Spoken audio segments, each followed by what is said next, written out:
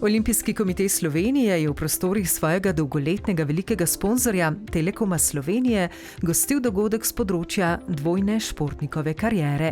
Dogodek je bil namenjen predstavnikom slovenskih srednjih šol in fakultet, ki se zanimajo za pridobitev certifikata Športnikom prijazno izobraževanje.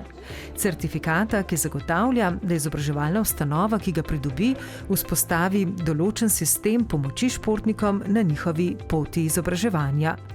Certifikat Športnikom prijazno izobraževanje, s katerim se ponaša že 57 izobraževalnih ustanov, podeljuje Olimpijski komitej Slovenije Združenje športnih zvez. Športnikova pot niso samo športni dosežki, ker vemo, da športna kariera je lahko zelo kratka, lahko so nepredvidive okoliščine. Vemo, da smo v športu velikokrat nagnjeni poškodbam in takrat je pomembno, da smo pripravljeni tudi na to drugo kariero, dvojno kariero. In zato je izobraževanje, dejansko pri športnikih je to zelo pomembno, ker takrat je potem bistveno boljša priprava na prehod v drugo kariero. Vsem predstavnikom šol, ki želijo certifikat pridobiti, sta vsak svoj primer dobre prakse podelila predstavnik Športne gimnazije Šiška v Ljubljani in predstavnik Biotehniške fakultete Univerze v Ljubljani.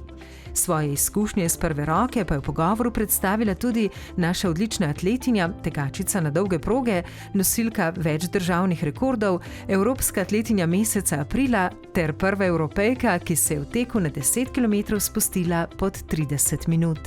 Ob tem pa tudi magistrica ekonomije, za svojo magistrsko nalogo je prejela Prešernovo nagrado, kot športnica pa je zaposlena v slovenski policiji. To je atletinja Klara Lukan. Mislim, da je to izjemno koristno, da lahko na nekem lastnem primeru predstavim, pokažem, povem, da se da združevati in šport in izobraževanje. Seveda je zelo koristno, če so športnikom omogočene določene prilagoditve in meni se ta certifikat res zdi zelo pomemben. Jaz sem preko športa in šole, preko usklajevanja obojega našla neko motivacijo, ki me je gnala naprej in jaz mislim, da brez enega in drugega ne bi bila danes tukaj, kjer sem, ne bi dosegla vsega tega, tako da mislim, da gre ta oba segmenta z roko v roki. Mi že izvajamo neke prilagoditve, zdaj bi pa v bistvu radi to formalizirali. In danes, ko smo prišli v bistvu sem, ko smo videli vse te kriterije, ki so potrebni, vidimo, da dejansko mi to že vse izvajamo. Tako da zakaj ne bi to v bistvu zdaj s tem certifikatom podprli ali pa v bistvu pokazali vsem dijakom, srednjošolcem, da pri nam v bistvu lahko na en tak način, ko imamo posluh za to dvojno kariero, v bistvu pridejo tudi do te diplome v višji šoli. Res se ne gre tukaj za neko zniževanje standardov, zniževanje pridobljenih kompetenc ali pa zahtevanega znanja, ampak res sem iskanje nekih načinov, kako lahko se študentom prilagodi študijski proces, da so lahko tudi uspešni poleg športne kariere tudi pri izobraževanju. Za zaključek dogodka pa so nam pri Telekomu Slovenije pripravili tudi predstavitev njihovega projekta Uživajmo pametno o varni in odgovorni uporabi spleta.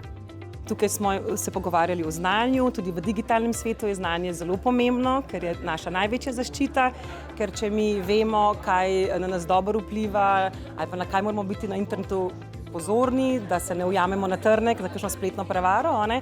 Omenili smo pa tudi Navijajmo pametno, kjer spodbujamo športne aktivnosti in pa spoštljivo komunikacijo v digitalnem svetu in v bistvu ozaveščali to, da na drugi strani ekrana je človek s čustvi in da rajš premislimo, preden kliknemo in soustvarjamo pozitiven digitalni svet.